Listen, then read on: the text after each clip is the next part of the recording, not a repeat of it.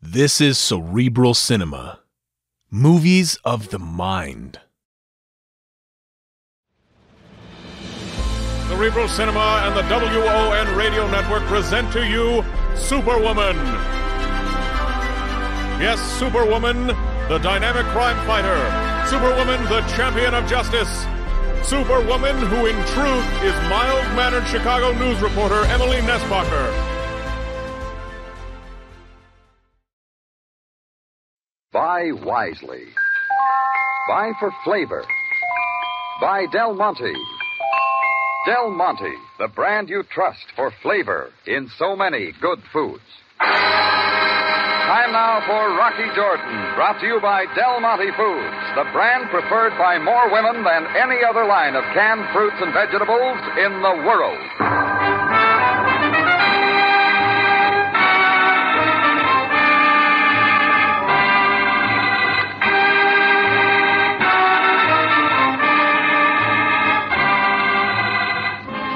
Far from the Mosque Sultan Hassan in Cairo stands the Cafe Tambourine, run by Rocky Jordan. The Cafe Tambourine, crowded with forgotten men, alive with the babble of many languages. For this is Cairo, where modern adventure and intrigue unfold against the backdrop of antiquity. Del Monte presents Rocky Jordan and this week's story, Black Ball.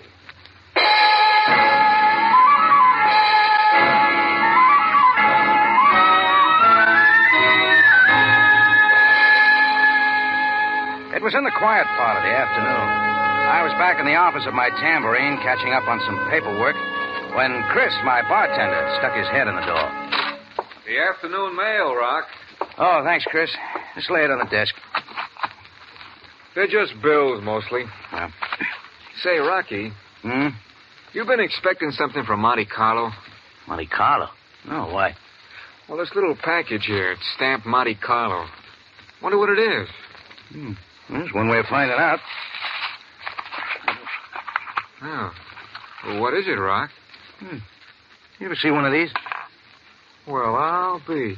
It's nothing but a little black ball. The kind they use on a roulette wheel. Roulette, sure. Well, isn't there anything else in the package, or a note or something? Well, what's the game, Rock? Beats me. I guess we'll find out soon enough. Chris went out, and I sat there for a minute, tossing the black ball around in my hand, looking at it. Then I dropped it in the top drawer and got back to work. The crowds came into the Tambourine heavy that evening, and I took over at the back end of the bar. From there, I saw her come in. She was Italian, pretty in a way, except for the look in her eyes. Her coal-black hair seemed a little unkempt. A light traveling coat covered her too slim figure. Her right hand was in the coat pocket, and she kept it there. She pushed her way back and found a place directly across the bar from me. Cairo. An awful place. This is called the Cafe Tambourine, is it not? That's what the sign says, lady. It is owned then by a man named Rocky Jordan. Well, it's no secret. Would you please find him and tell him there is someone here to see him? What about? Tell your Mr. Jordan Carlotta is here. He will know what it is about. I don't think he knows anyone by the name of Carlotta. At one time he did. At one time he knew me very well. Huh? Where? In Milan. Now, would you please call him for me? I have something for him. Well, I hope he's going to like it. Where is Mr. Jordan, please? You're looking at him. I ask you not to jest with me. It's a fact. I'm Rocky Jordan. Do you not think I would know Rocky Jordan when I see him? The wavy brown hair, the thin, smiling lips, even the cleft of his small chin. Somebody's been playing a game with you. Hey, Chris. Yeah. What's up, Rock? Tell this lady my name. Your name? Oh, but can't Just you... tell her. It's Rocky Jordan, of course. Oh, I see. Thanks, Chris. Sure. Well, want to see some identification? Driver's license? Tax receipt? No, that is not necessary. I believe you. Again, I have been made such a fool. It happens to us all, one time or another. And I had something so nice for him. Something I have carried all the way from Milan. His present, huh? There in your pocket. Makes a buzz like a gun. You wish to see it? Very well. I'll cut it. Put it away. Of course. That's better. I will find him, no matter what his real name is. Let me know when you do. I don't like guys passing themselves off as me. Or If you meet him before I do, please tell him Carlotta is at the Hibbert house, waiting. She went out, and I kept wondering who'd been in Milan, passing himself off as me. I stepped to the door and watched her walking aimlessly down the street. That's when I noticed a man in a white suit and broad-brimmed Panama hat to match standing across the way under a street lamp. He was watching Carlotta, too. He looked vaguely familiar, so I started out to have some words with him. I never made it because he in his white suit saw me and slipped away into the shadows.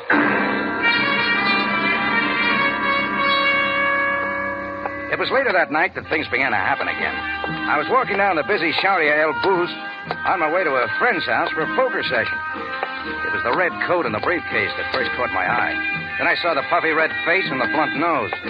It was a short, heavy-set man with arches in his shoes coming my way, and he didn't stop till he bumped into me. Oh, so sorry, my friend. I moved to go on when I saw his fist open up before my eyes. In it was a little black ball, a roulette ball, exactly like the one that came in the mail.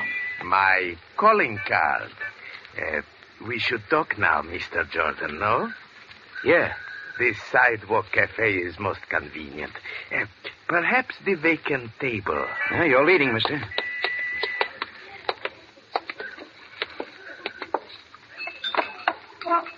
Here we are. Mr. Jordan, I am Emil Karnak. You are Rocky Jordan, are you not? That's right. Your orders, monsieur. Oh, just coffee for me. The same for me. All right, Mr. Karnak, you've got business with me. Let's hear it. Good. Right to business. That's what I like. I am employed, Mr. Jordan, by the International Club of Monte Carlo. You, of course, understand now why I am here. As a matter of fact, I don't. I have the figures. Let me see now. Yes, here we are. July 2nd, 1949, you, Mr. Jordan, spent a session at a roulette wheel in the Monte Carlo International Club. I did? You lost at the roulette wheel a sum of 100,000 francs. You wrote a check for that amount, which was not good. That's what your notes say. Oh, they are correct. Thus, the management of the International Club have dispatched me to Cairo, Egypt, to find Rocky Jordan, owner of the Café Tambourine, to make collection. The coffee, monsieur. Oh, thank you. Wait. Here, you may keep the change. Merci, monsieur. Now, let's get this straight, Mr. Karnak. You mean you've been sent clear from Monte Carlo to collect 100,000 francs from me? Oh, I flew in only this morning. Oh, Mr. Jordan, delightful trip. The Mediterranean is a beautiful sight from the air at this time of year. Don't you think... Why all this hocus-pocus with the black ball? It was sent in hopes you would have the money ready. Only you don't come to the tambourine, you collar me on the street. Oh, it is my method to handle these affairs with a minimum of embarrassment. Yeah, that's all very good, Karnak, only you got it wrong. I haven't been playing any roulette wheels, and I haven't been to Monte Carlo in years. Indeed. There's a guy passing himself off as me. He's the one you're after. Well, I have a photograph of the Rocky Jordan I am looking for. The one who wrote the bad check. It is a photograph of you. Now, 100,000 francs payable in cash this time, plus my expenses, which I shall itemize. And if you don't get it? But, Mr. Jordan, there is no such thing. I always get what I am after.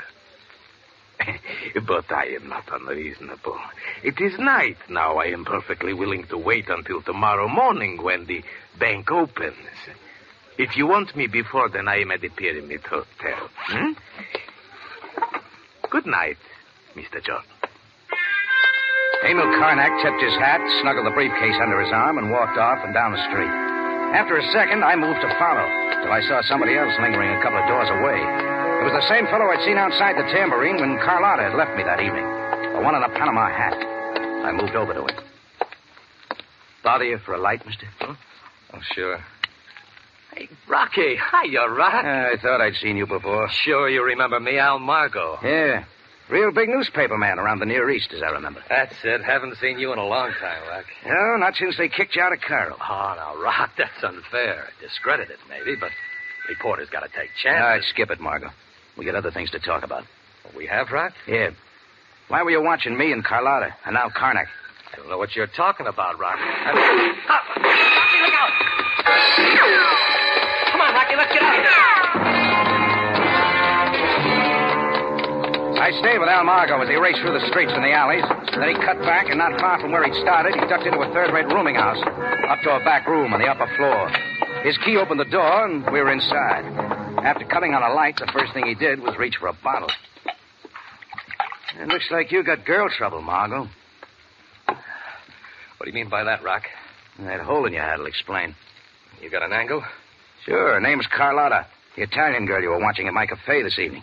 The description she gave me fits you to a collarbone. Tall, brown, wavy hair, thin lips. She give my name? No. She said you were Rocky Jordan. That means you've been passing yourself off as me. All I want to hear is why. Just a little gag, Rocky, and lots of times you don't tell a girl your right name. And there's something else I want cleared up. You been to Monte Carlo lately? Put down that bottle and answer me. Take it easy, Rock. So I've been to Monte Carlo. What about it? Using my name and my address in Cairo? You got a sense of humor, Rock. You can take a joke. Not when you write bad checks in my name, Margo. Not when a guy named Emil Karnak shows up from the International Club to collect your gambling debts from me. You want some more? Okay. Sure, I used your name. I did lose a few pills at the International Club. All right, that's all I wanted. Right now, you and I are going to hunt up Emil Karnak. You're going to tell him you're the one who's been passing himself off as me. Rocky, I'm not going anywhere. Oh. Your gun says that, too. I can't tell Carmack I'm the one he's looking for. Now, Rocky, I can't do that. Why not? Because I haven't got the money to pay him. And Karnak won't like that. And that's Karnak's problem. No, Rocky, that's your problem. Because as long as I don't tell him I'm the one, he'll be looking at you. So it looks like you're going to have to pay it yourself. That's just the way you got it figured, huh? Suit yourself. But if you don't cancel the debt, Rocky, Karnak's going to cancel you.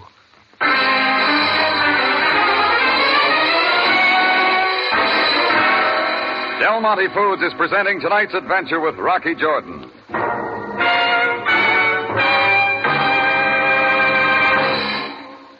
Let's turn back the clock about 24 hours and drop in on Mr. and Mrs. Johnson. They're just returning from a football game. Well, here we are, home at last, and boy, am I hungry. Oh, so am I. Let's start thinking about some food. Big, juicy hamburgers, maybe. Say, that's for me, with plenty of catsup. Uh-huh. Del Monte catsup. It has such marvelous flavor. And Mrs. Johnson really knows her catsup. Del Monte catsup, the zestiest, liveliest catsup that ever pleased a man.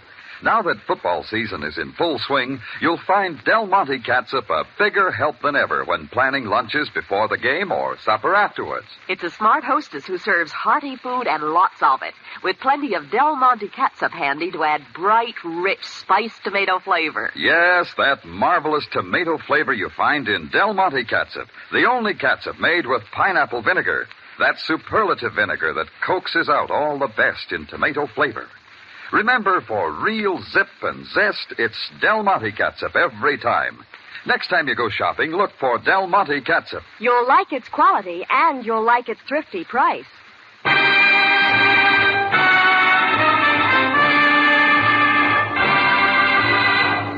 now we take you back to Cairo, and tonight's Rocky Jordan story, Black Ball.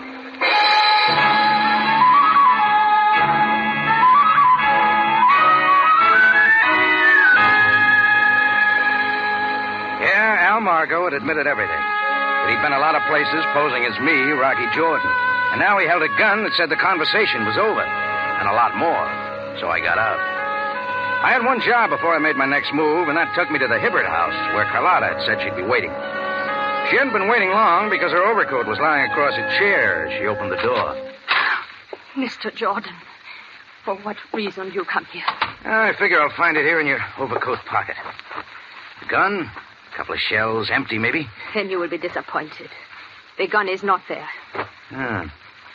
Where is it, Carlotta? If I tell you, you will take it from me. So why should I? I don't want you throwing any more shots at Al Margo. Not yet. Al Margo? In Milan, he used my name. So, his name is Al Margo. I'm glad you told me. Now, please, tell me where I can find him. It works both ways, Carlotta. You haven't yet handed over the gun. And you have not yet told me why you should care. Because there's a real smooth bill collector in from Monte Carlo named Emil Karnak. He's looking for Margo, too. Only he made the same mistake you did by coming to me. Oh, I see. You tried for Margo's life once tonight. I don't want that to happen again. Not till he clears me with Karnak. I have not shot at Al Margo. I think different. You came to Cairo to find him and kill him. Why should I deny that? Carlotta, I think you'd better stay right here. And why should I? Because I don't want Margot killed by you or anybody else. Not till he talks to Karnak. I shall do what I like, Mr. Jordan. We'll fix that. I dialed Chris at the Tambourine and told him to get right over. I stayed with Carlotta till Chris showed up, and then told him to hold her there till I got back. Then I went over to the Pyramid Hotel to get Karnak. I found him in the all-night grill alone at a front table. Ah, Mr. Jordan, a pleasant surprise. Please sit down. I'm glad you're here, Mr. Karnak. I want to clear this up tonight. Ah, you have the money then, Mr. Jordan. No, but I have the man you want. He called himself Rocky Jordan in Monte Carlo, but his real name's Al Margo. He's right here in Cairo. Mr. Jordan, my employer sent me only to see you. I know of no such man. And it's time you met him. Come on. Very well, my friend, if you wish. I'll take you to Margo, and he'll give you the truth if I have to beat it out of him.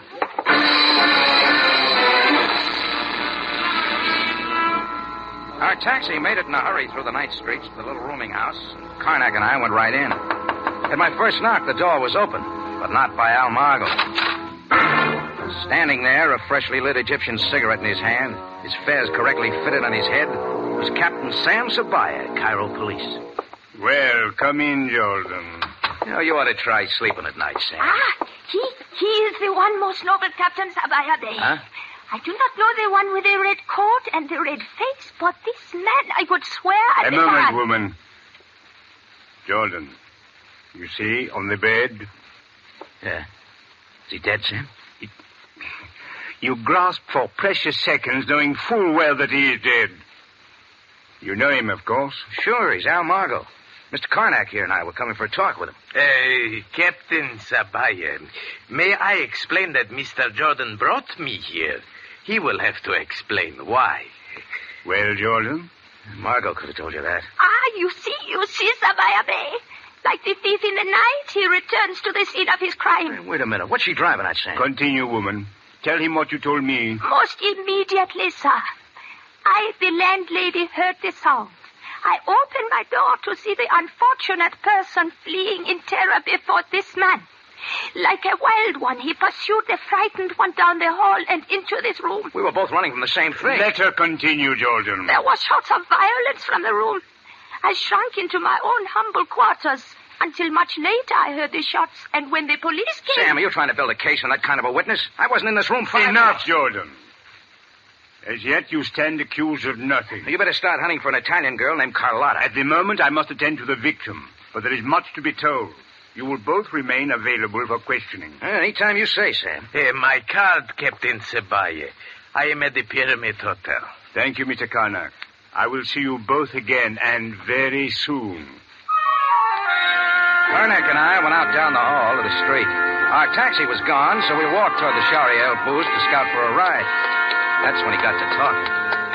Oh, very regrettable, Mr. Jordan, that you have to be in such trouble. You think I am? Consider, if I should suddenly let Captain Sabaya know what you have said to me, that this Margo assumed your name, that he did much to place you in jeopardy, even to writing bad checks. Naturally, you were very angry. What are you driving at? There was a fight, was there not? Both the statement of the landlady and the appearance of Margot's room indicates that. Go on. It is not likely that Captain Sabaya will think, but then I am not interested in seeing you face a charge of murder. What are you interested in?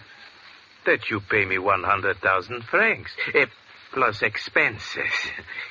Until tomorrow morning, then, when the banks open. Karnak was still smiling as he turned and walked away. And I was off in another direction, to the Hibbert house. Right then, it looked like my plan to have Chris hold Carlotta in her room and out of trouble hadn't worked. And I wanted to know why. I didn't expect an answer to my knock. Hello, Rocky. Chris, what'd I tell you to do? What do you mean? All you said was... The bartender delights in work, Mr. Jordan. You should give him a raise. Chris, I told you to keep her in here. I told you not to let her... Take it easy, Rocky. She hasn't moved from that chair. But, she's been in here all the time. Well, that's what you said, wasn't it? What difference does it make? Why are you so excited? Tell me, Mr. Jordan. All right, I will, Carlotta. Al Margot's dead. Oh. No. No, it can't be. But it is. He was shot within the last hour. Oh. Isn't that what you wanted? That is what I thought, but now I do not know. I do not know at all. It had to happen one way or another. Yes, I knew that his evil life would catch up with him, but perhaps I still love him. How can I say? I do not know. Carlotta, try to listen for a minute. Did you know about his being at Monte Carlo?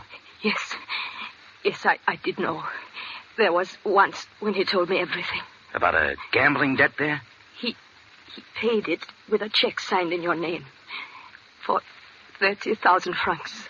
30,000? Karnak's been asking for 100,000. Then he is mistaken. Al owed the International Club only 30,000. I'm sure. Now, please. Thanks, Carlotta. Chris, you can run along home. I gotta see Karnak at the Pyramid Hotel.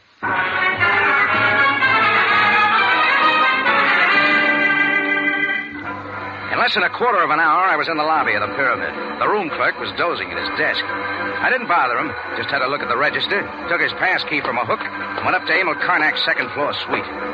The transom was dark, so I quietly unlocked the door and went in, leaving it open. The sound of heavy breathing from the next room told me Karnak was asleep. So I scratched around and I found his briefcase on the desk. I opened it, moved over to the window where there was just enough light from the hotel sign outside, blinking on and off. His passport was there, and it checked. Then I shuffled through the papers till I found a photograph. It was of Al Margot, but the name on the back said Rocky Jordan. This was the picture Karnak had told me he'd brought for identification, and it meant Karnak had known all along I wasn't the man he was supposed to be looking for. Now it was time to wake up, Mr. Karnak. Only I didn't have to. You will lay the briefcase back on the desk, Mr. Jordan. Are you quite through now, Mr. Jordan? All through, Karnak. And so is your shakedown. Oh, then you do not think I am from the International Club of Monte Carlo. Oh, I know you are. I know Al Margot owed the club 30,000 francs, and you were after it. So?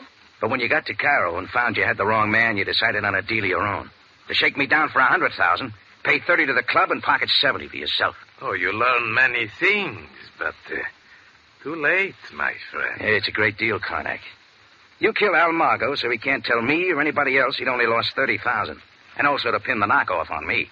To make me sweat and kick in with 100,000 in a hurry. That it, Karnak?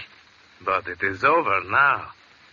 I will regret to inform the police that I was forced to kill an intruder. There is no other way. And I like my business done quick. Unbelieving, I saw Karnak drop his gun, twist, and slump to the floor. The shots had come from behind me. I whirled, and there, framed in the dark doorway, stood Carlotta. I'm sorry, Mr. Jordan. You better give me the gun, Carlotta. I am so very sorry. Oh, for saving my life? I did not do it for your sake. I shot him only for what he did to Al Margot. Al meant that much to you? I guess he did.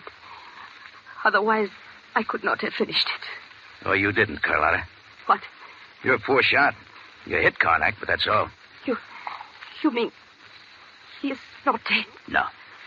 All we have to do is call a hospital and then the police.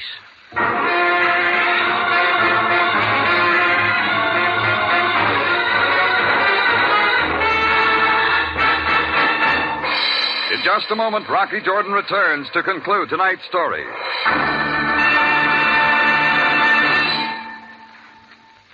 The problem of how to cook new and interesting budget dishes these days is easily solved with Del Monte tomato sauce.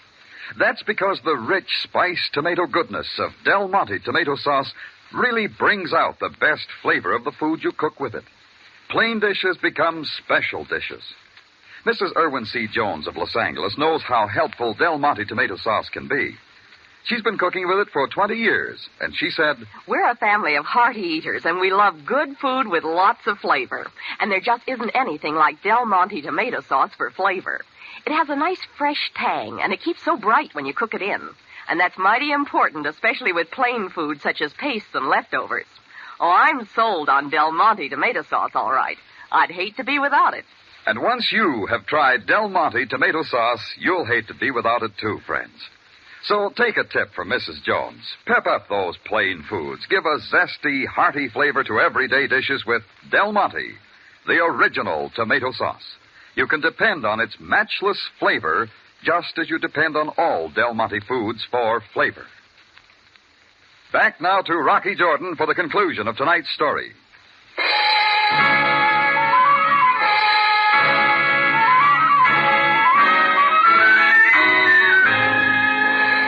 Well, a phone call brought Sam Sabaya in a hurry. Karnak was carted off to a hospital with nothing more than a bullet hole in his shoulder, and Carlotta was taken to headquarters for questioning. And Sam joined me at the Tambourine. I made up a pint of coffee in the kitchen, and we sat down in my office. When an Egyptian enjoys his food or drink, it's considered polite to show his host by making as much noise with it as possible. And Sam's as polite as they come.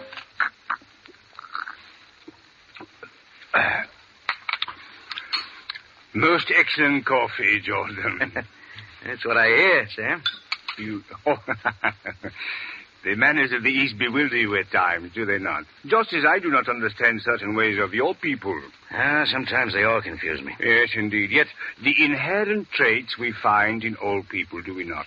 Love, hatred, avarice, fear. Yeah, and we saw them all today. With the pitiful Carlotta, it was love. Mixed up with hatred. After Margot left her in Milan, she came to square things. Didn't help when she found out he hadn't even told her his right name. And the avarice we find in Emil Karnak. Yeah, good employee of his company till he saw the chance to get rich. He found out Margot was his man, but he also found out Margot didn't have any money. Karnak thought I did, so he killed Margot and kept the heat on me. It's too bad he didn't get a look at my bank account. I fear that Karnak has quite enough trouble ahead. We shall get a confession. All I'm concerned about is Carlotta. Why, Jordan? Did she not fire the gun only to save your life? Oh, yeah, sure. She will be given her freedom. Oh, good. I guess she couldn't ask for any more than that. She will return to Milan most rich in her wisdom of the ways of the world. Want to know what I got out of it, Sam? What, Jordan? Yeah. There it is. A little black ball? Off a roulette wheel in Monte Carlo. As you Americans would say, you have been behind the black ball?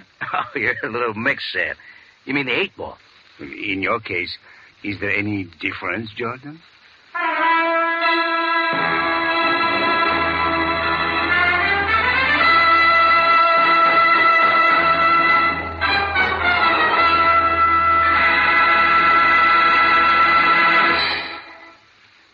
For the finest in tomato flavor, enjoy the whole family of Del Monte tomato products. Del Monte catsup and chili sauce. Del Monte tomato sauce and canned tomatoes. And Del Monte tomato juice. Remember, buy wisely. Buy for flavor. Buy Del Monte. Del Monte, the brand you trust for flavor in so many good foods.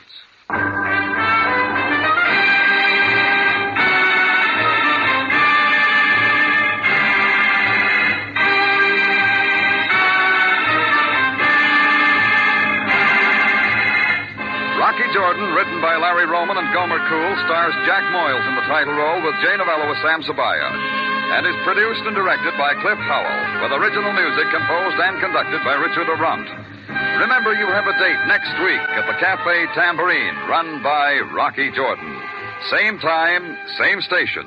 And the story is The Strange Death of Van Dorn.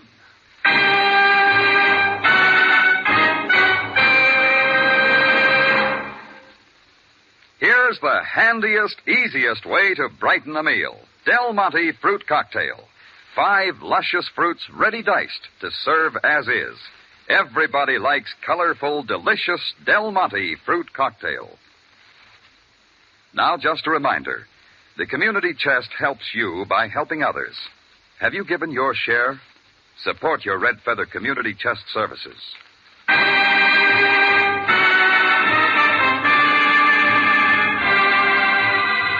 Larry Thor speaking. Rocky Jordan is presented over CBS, the Columbia Broadcasting System.